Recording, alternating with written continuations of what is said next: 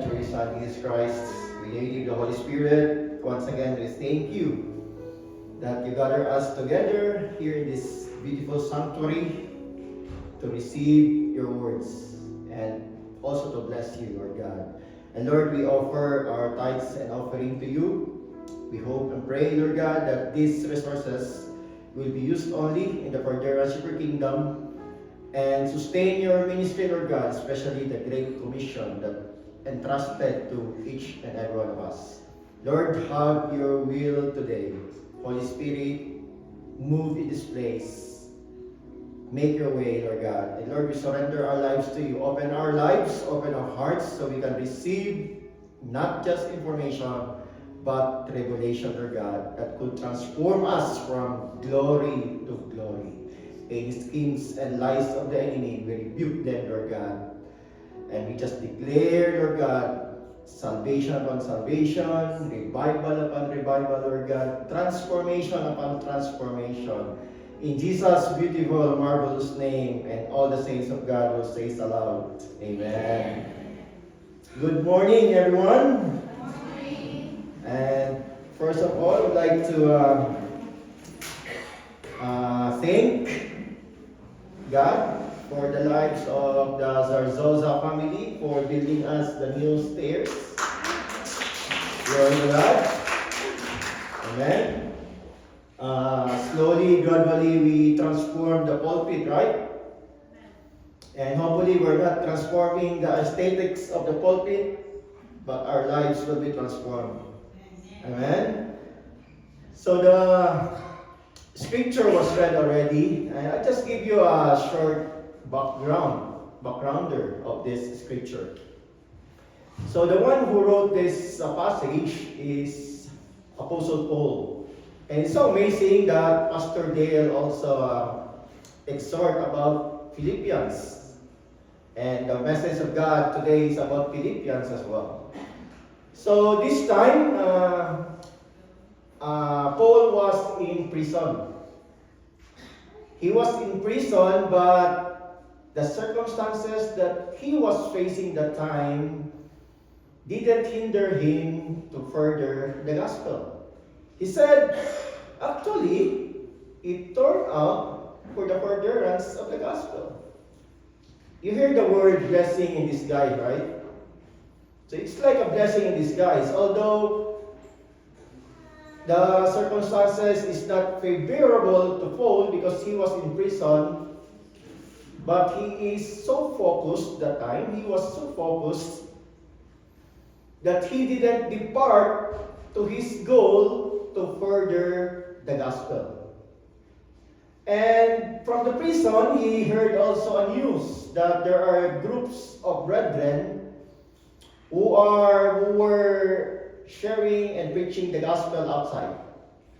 And two groups of people. One group of people preach the gospel from envy and strife, as we see in verse 15.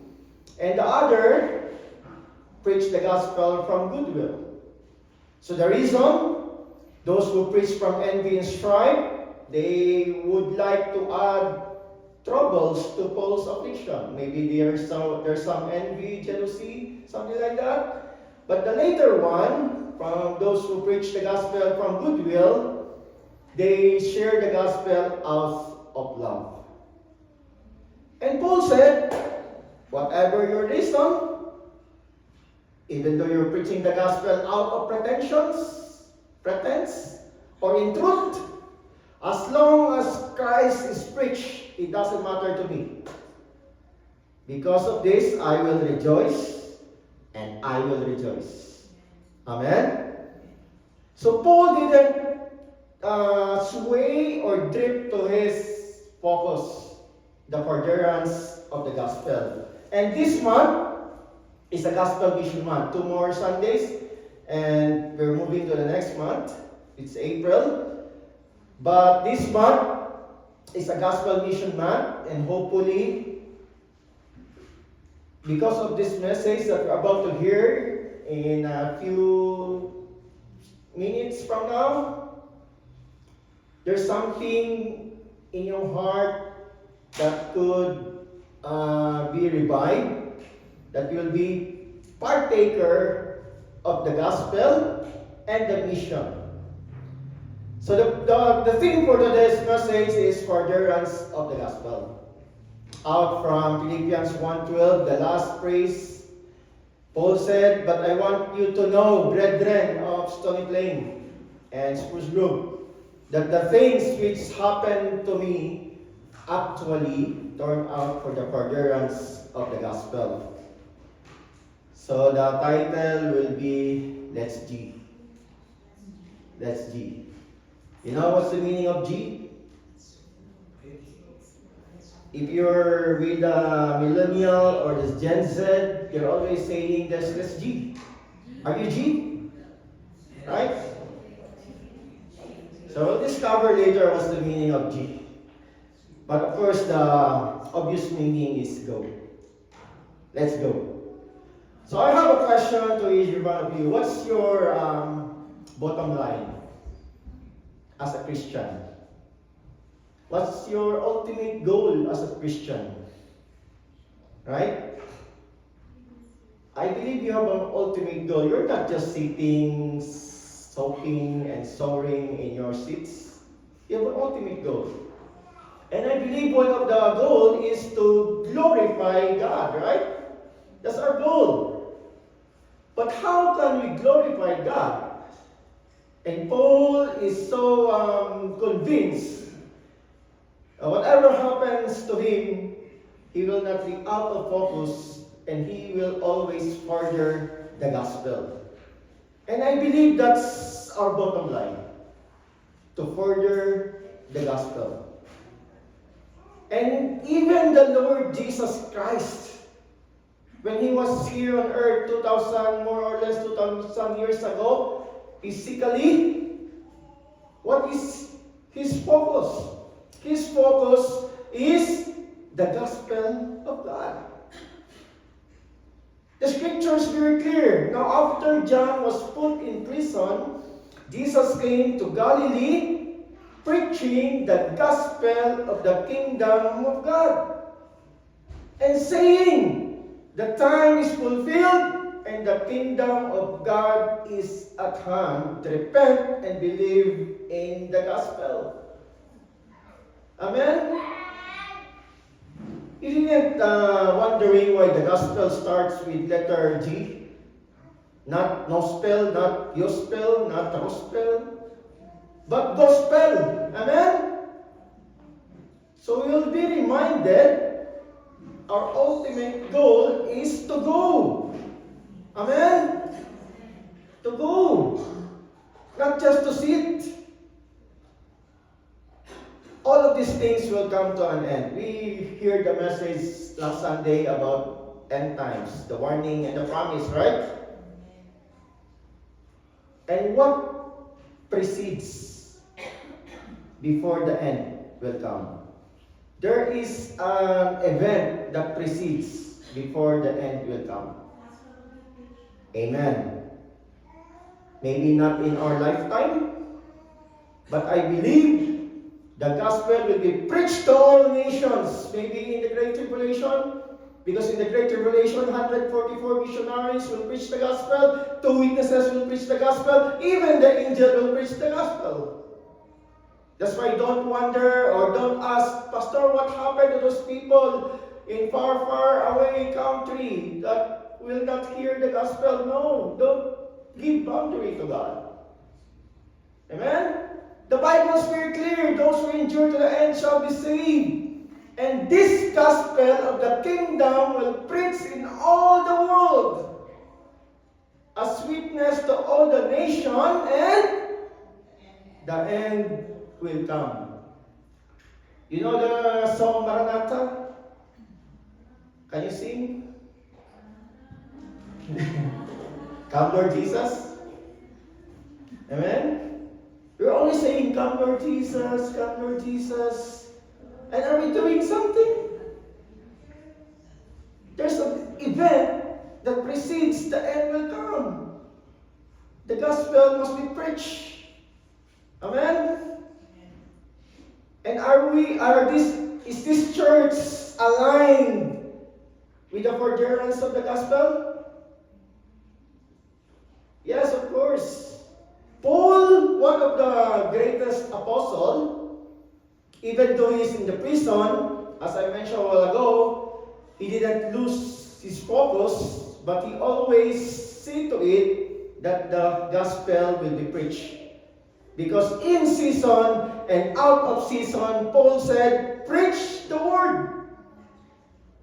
And he said, be watchful in all things, endure afflictions, do the work of an evangelist. It's not the work of the pastor, it's everyone's work. Amen? Can you see it or seatmate? Do the work of an evangelist. Fulfill your ministry.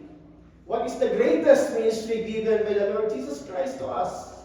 From the beginning, during His lifetime in earth for 33 years, and up to the end, the ministry never changed. The Great Commission, go! Amen? And this Stony Plain Church is aligned to that. As a matter of fact, our logo, inside that logo, you recognize what's inside the logo? If you expand that, it says Mark 16:15. And Jesus said to them, go into the world and preach the gospel to every creature. Amen? And I ask you again, what's our vision in this church? Do you know what's our vision? Hello? See? We don't know our vision. We simplified already our vision. It's in the back. Can you see it in the back? Can you read it? That's our vision. Very simple. Amen?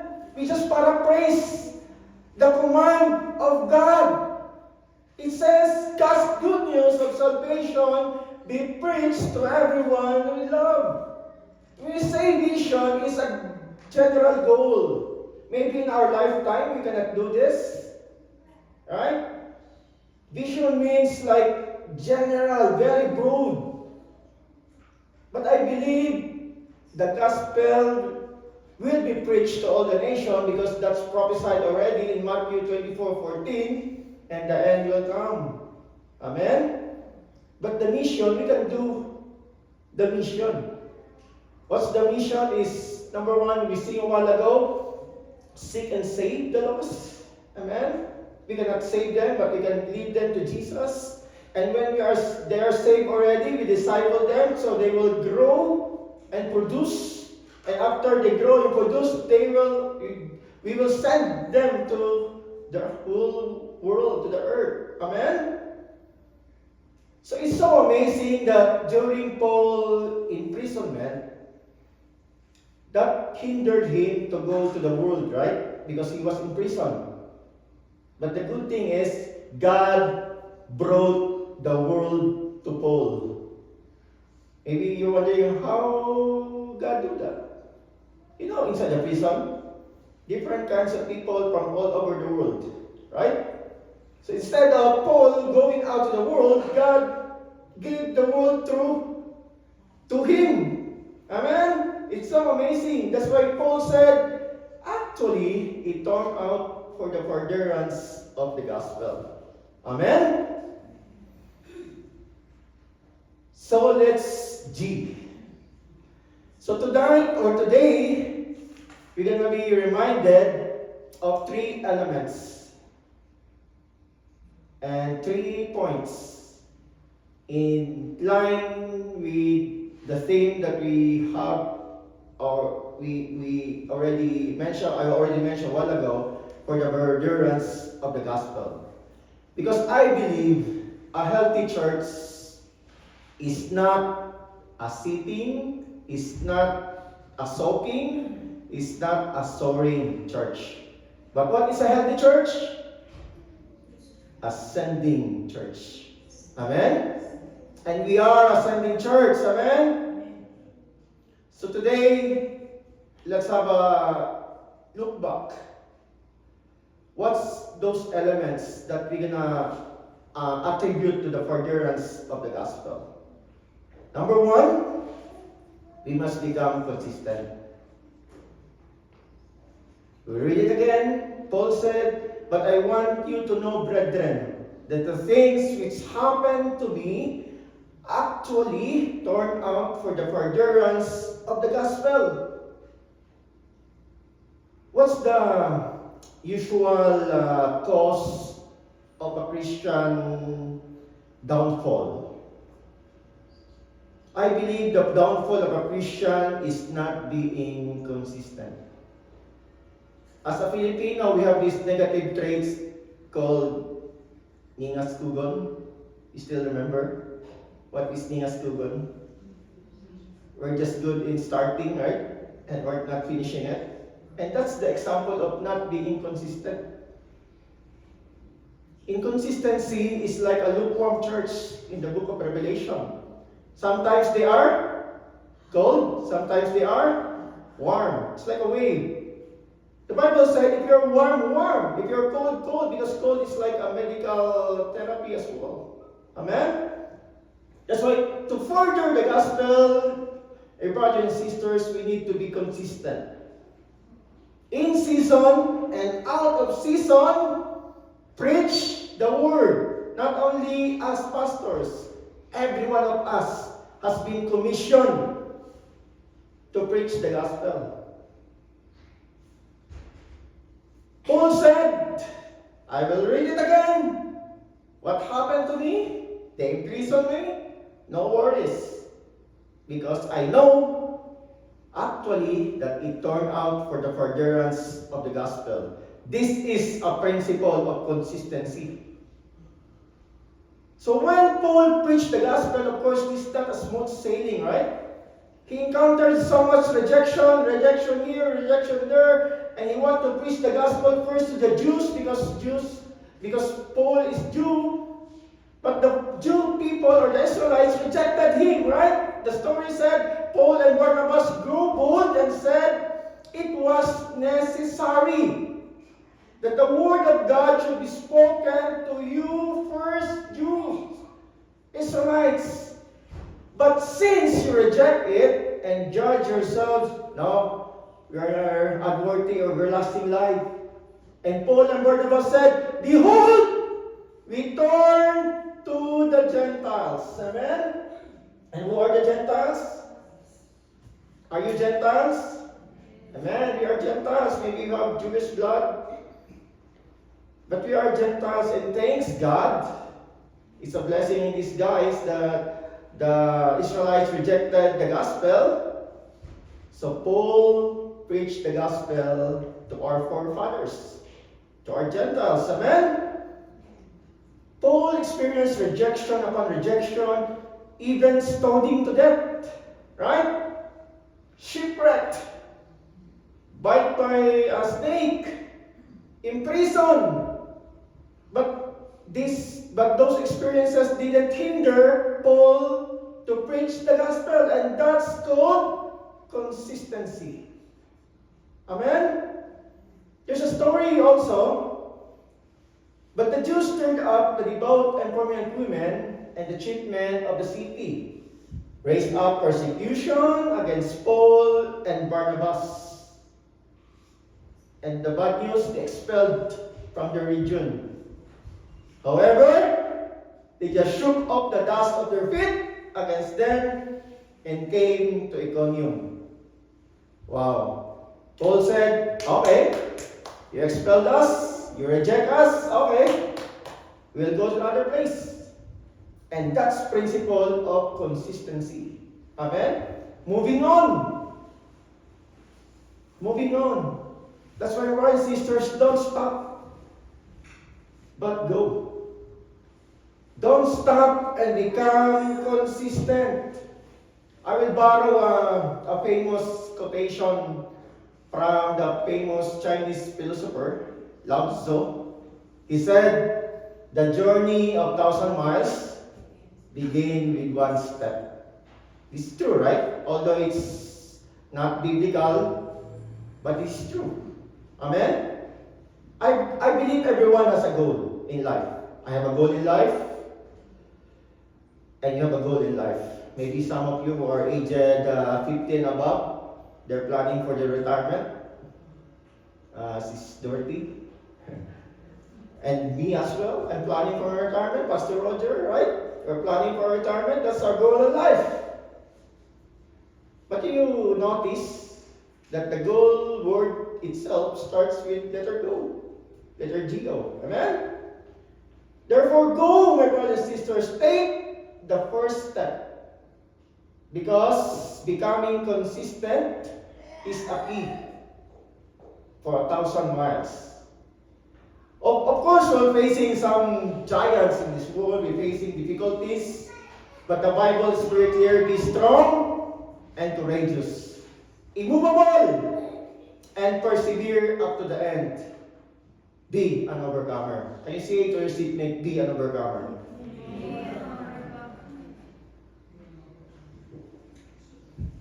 And you know what? Why are you overcomer? Because you are a promise keeper.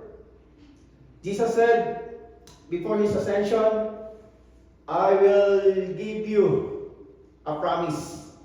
And that promise is the Holy Spirit. Amen? That's why we're an overcomer. And what's the principle of those missionaries that were on the field right now? Because they believe and strongly believe that they have the Holy Spirit in them. Whatever circumstances, whatever giants they face along the way, they believe that greater is He that who is in me than who is in the world. Amen? It's very clear. John 4:4. You are good. You are of God, little children, and have overcome them. Because He who is in you is greater than who is in the world. Amen? You see this picture? This tribe of Mangyan in far, far away region of Mindoro, right? Before coming to this tribe, they crossed 7 rivers, 7 mountains. Took them 7 hours. I just paraphrase. Amen? And they are called the Love Beyond Borders. And we are so happy that we partner with them. Because if we cannot go physically, we can still G, right? So let's G. Meaning, let's give. Let us give. Because one day, my brothers and sisters, there will be an accountability in heaven. As we noticed the song a while ago, we will face the Creator face to face. And during the accountability, the Lord God will ask us how you manage the resources that I entrusted to you.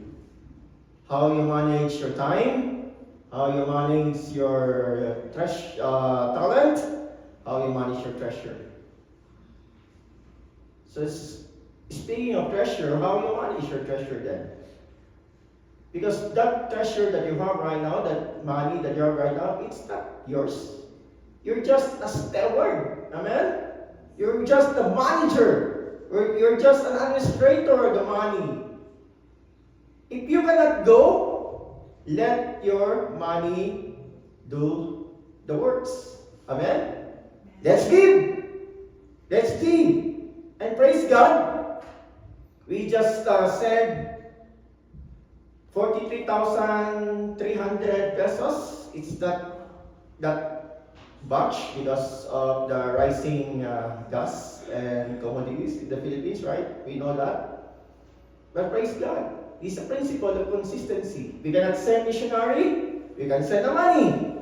And that Stony Plain Church sent $500 and 250 from brothers and sisters from Stony Plain Spruce Group, and I believe 250 from the Sarzosa family.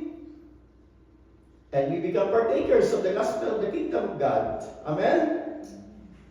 So, if you're convicted, give. Because the Bible is very clear, do the works of the ministry. Amen? If we cannot go, just give. And that's consistency. Amen.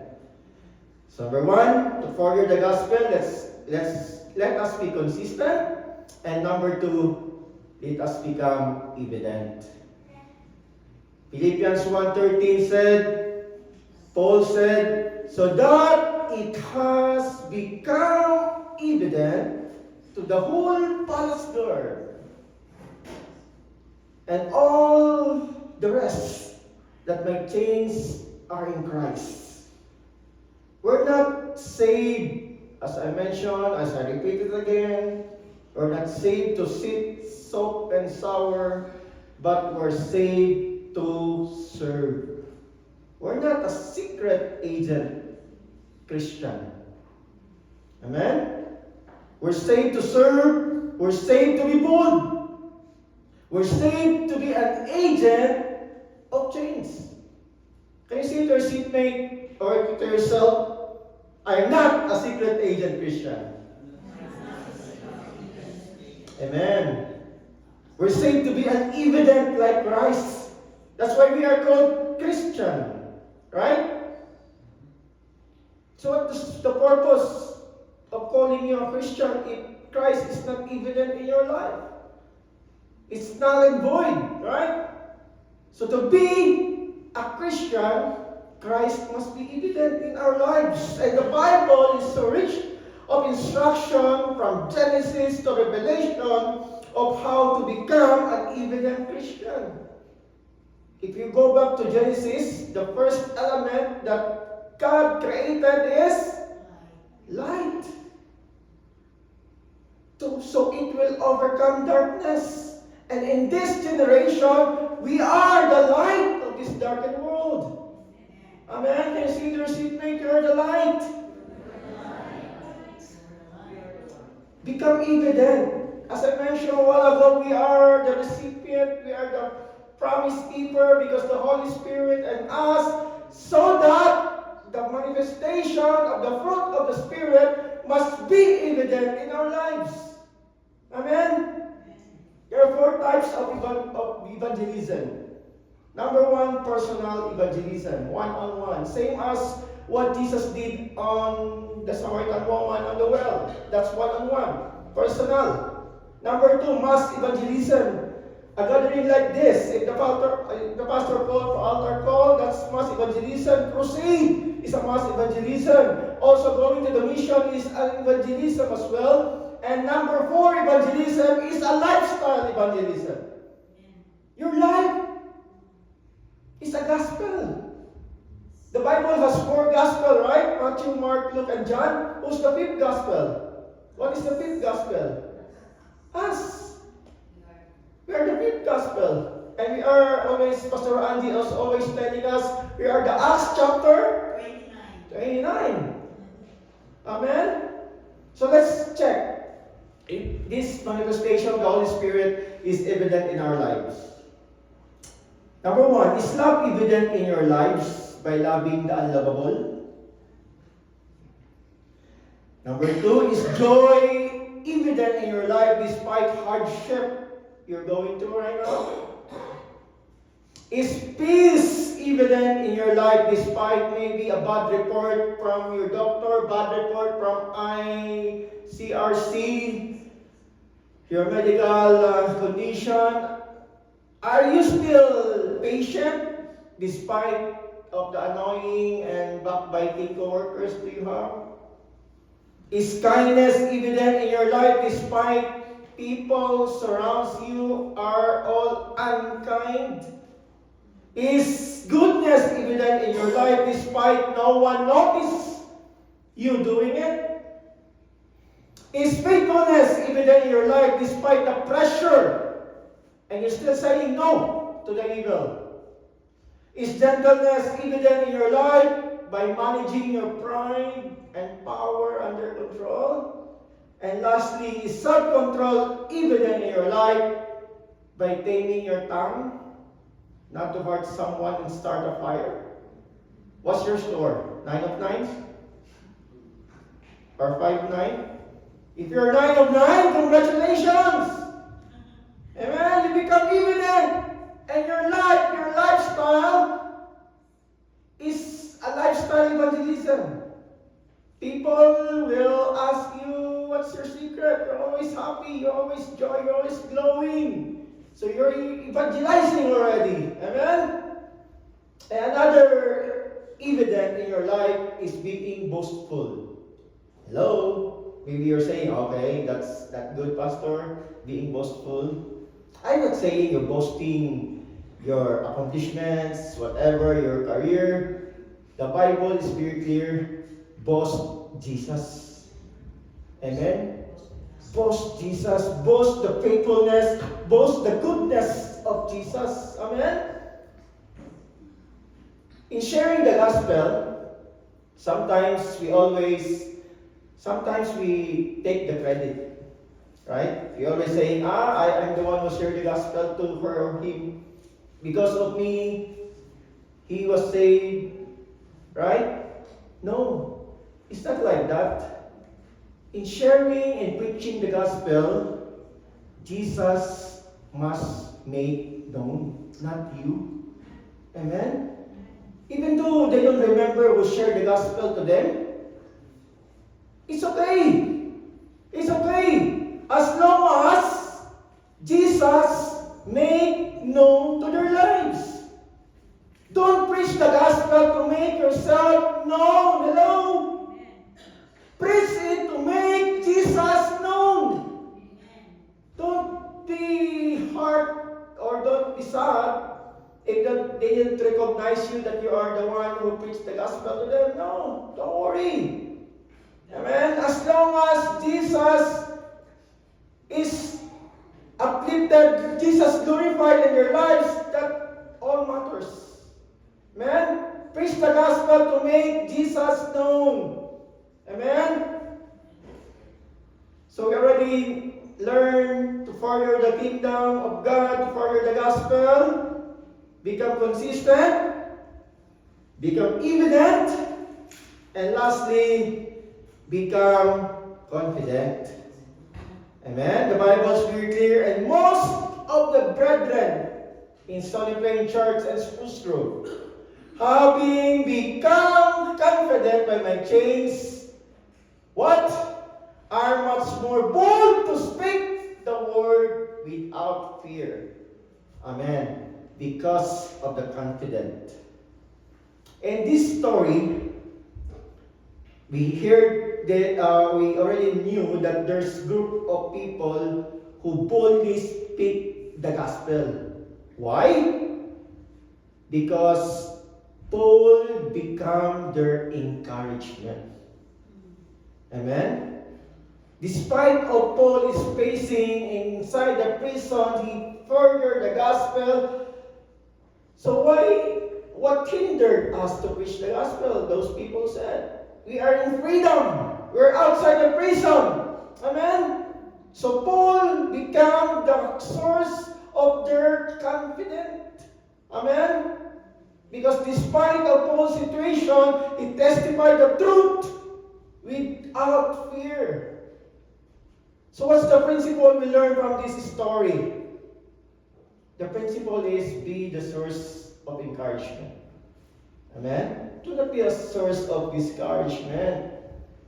Be a source of encouragement, because through your life, brothers and sisters, people will be encouraged to know, to seek, understand, trust, and obey God. Amen? Is that amazing? That our life is a source of encouragement to others? Is a source of their confidence? So let's internalize this. Ask your question wholeheartedly, faithfully. Am I a source of encouragement? Amen? Because the Bible is very clear that there is a ministry of encouragement, right? If you have ministry, physical ministry in the church, that's a good ministry for us. The ministry of encouragement. Because if people will be encouraged, they are so confident to speak the word without fear. Of course, it's given already that the greatest source of our confidence is the Holy Spirit. It's given already. Amen? Because it's very clear in Acts 1:8, but you shall receive power when the Holy Spirit has come upon you, and you shall be witnesses to me in Jerusalem, in all Judea and Samaria to the end of the earth. But in reality, especially inside the church, I know some of you are discouraged maybe right now. Who is the source of your encouragement? Who is the source of your confidence? Of course, to those people or those leaders, those head servants who walk righteously to the Lord, who committed and served the Lord faithfully. They're the source of encouragement to you, right? How about inside the house, inside the home? To those who have children, those who have youth, those who have young people, to those who have children, who is the source of encouragement to your children? The parents, right? Kayo ang pinaghuhugutan nila ng encouragement. Amen? Kayo ang pinaghuhugutan nila ng confident. If you're serving the Lord joyfully, they will be encouraged as well. Amen? The parents who joyfully serve the Lord, you are the source of encouragement of your children. That's why, drag them to church. Drag them. I'm the product of dragging before. I don't want to go to church, but my parents always drag me. Come on, go to church. Amen? Don't encourage them to work every Sunday. Amen? Si Jesus nga, si God ka, nagpahinga on the 7th day, right? So we need to allot one day for the Lord. Amen? We cannot bring those resources one day in heaven. Amen? What we can bring on heaven is our character. Not the cars, not the careers, not the cash. Our character. Amen? In the mission field, I've experienced this. Those who went to mission in the Philippines. What's the source of our confidence? What's the source of encouragement to go on to preach the gospel? The people who need salvation. They are the source of our strength. They are the source of our encouragement. That's why to everyone, brothers and sisters, be a lifesaver. Be an encourager. Be a source of encouragement and confidence to others. The Bible is very clear, but exhort one another daily while it is called today, not yesterday, not tomorrow, but today. Amen?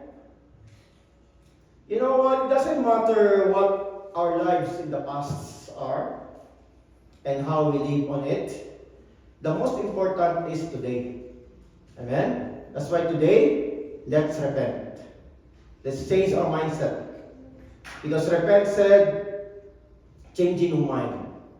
Romans 12:2 said, and do not be conformed to this world, but be transformed by renewing of your mind, that you will prove what is good and acceptable and perfect. And you know the will of God?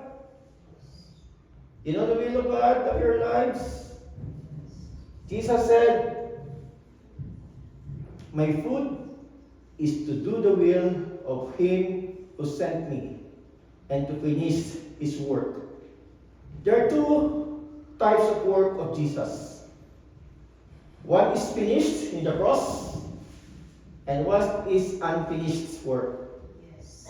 And the unfinished work, when He ascended to heaven, He commissioned it to us. Right? Go therefore and make disciple all the nation, baptizing them in the name of the Father, Son, and the Holy Spirit. And Mark 16:15 said, go into the world and preach the gospel to every creature. Amen? That's the will of God. That's the bottom line of being a Christian. To preach the gospel. Not just pastor, not just evangelist, not just missionary. Every one of us are commissioned to preach the gospel. That's why let's G. Stony Plain, Spruce Grove. Let's G, let's go. Let's further the gospel. We must become consistent, become evident, and become confident. Amen? Let's G. Let's grow. Let's glow. Let's go. Let's keep. So the Thing Church, awake, rise up, and go. Amen. And as we rise up as well, we can declare this song. Song also is a prayer as well. Our declaration as well. Our commitment as well.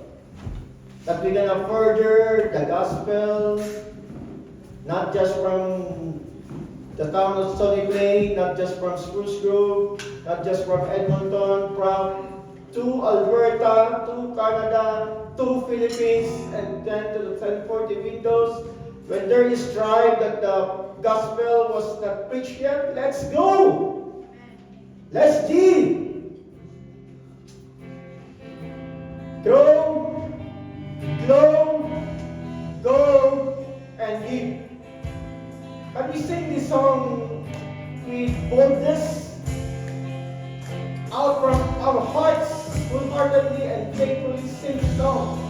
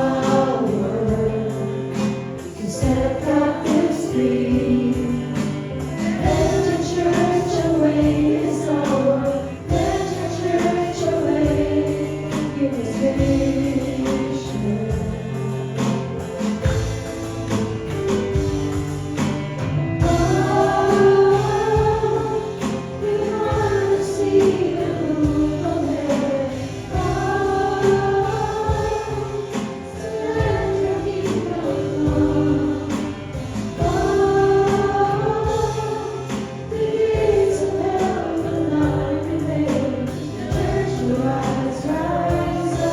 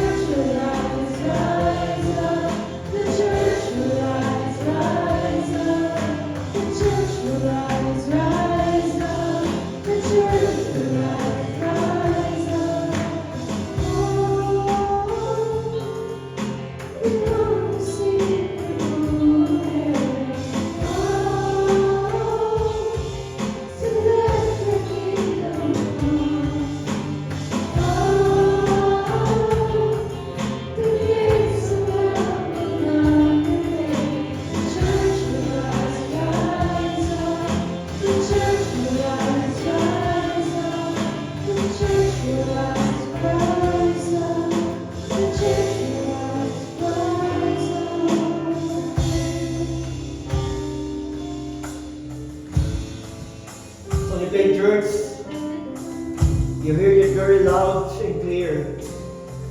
hands up and let's go. If you cannot physically go, let our resources go for us. Let's give to the works of the missionary. Let's give to further the gospel to the whole world. And the end will come. Maranatha, Lord Jesus, come. Lord, here we are. Send us. Lord, we hear it very clear right now. That is our ultimate goal, Lord God, to share, to preach the gospel to everyone we love. Lord, thank you so much for your words today. We hope and pray, Lord God, that those words will be implanted in the rich part of our hearts, Lord God, and always give us a reminder that our bottom line being a Christian is to preach, to share the good news to everyone. You exemplified that to us, Lord God. You came here to seek and save the lost. And that's your unfinished business to us, Lord God. Entrusted to each and every one of us to go and preach the gospel to everyone. Thank you so much, Lord. Thank you so much for that beautiful reminder. And even thank you so much for the rebuking of our hearts, Lord God. And right now, Lord God, with the witness of the Holy Spirit and the Word of God, we recommit our lives to you once again.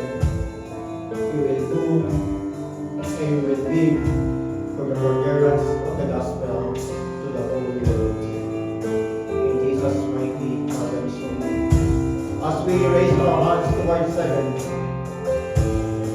the Lord bless you and keep you and even enlarge your territory.